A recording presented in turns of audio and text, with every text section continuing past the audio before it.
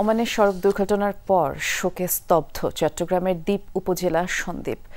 নিহত 7 জনেরই বাড়ি সন্দ্বীপে। তাদের ঘরে চলছে শোকের মাতম। পরিবারের সদস্যদের আহাজারিতে ভারী হয়ে উঠেছে আশপাশের পরিবেশ। পরিবারে একটু সচ্ছলতা ফেরাতে গিয়েছিলেন দূরপ্রবাসী, কিন্তু আর ফেরা হলো না। এক দুর্ঘটনায় সব স্বপ্ন শেষ।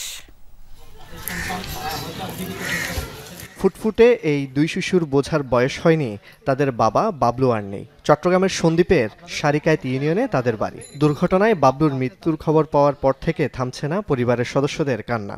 আমার বাইরে এখন সাথে যারা আছে সবাই যেন দ্রুত করি এবং শর্টকাটে দেশে ফিরতে পারে, এই দাবি আমার সরকারের কাছে। একই সাথে নিহত শাহাবুদ্দিনের বাড়িও বাবলুর পাশেই। ওমানে মাছ ধরার বোটে কাজ করতেন। তার বাড়িতেও চলছে আহাজারি।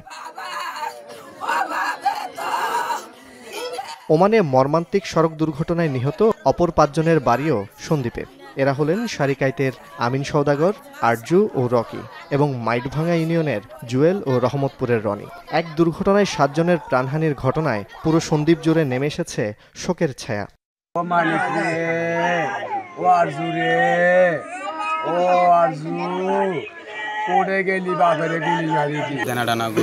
পাশে জায়গা আসতো, জায়গা বিক্রি করে গেছে বুঝছে।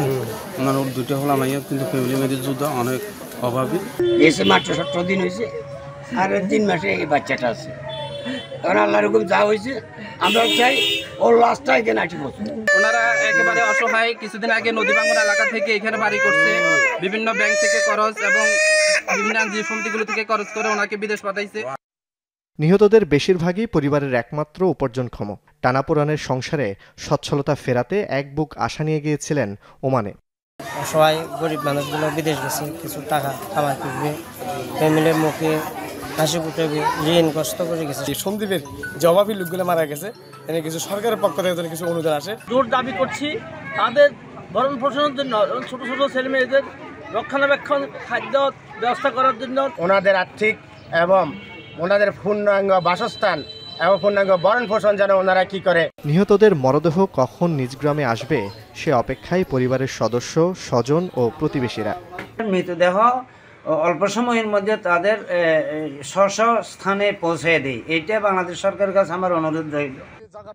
সাগরে মাছ ধরা শেষে মাইক্রোবাস যোগে ওমানের মাস্কাট থেকে প্রায় 650 কিলোমিটার দূরে অবস্থিত দুকুম সিদ্দার দিকে যাওয়ার সময় বুধবার বিকেলে নিয়ন্ত্রণ হারিয়ে মর্মান্তিক এই দুর্ঘটনা ঘটে। আমিন সওদাগর, জুবায়েদ ইবনে শাহাদাত, যমুনা নিউজ, চট্টগ্রাম।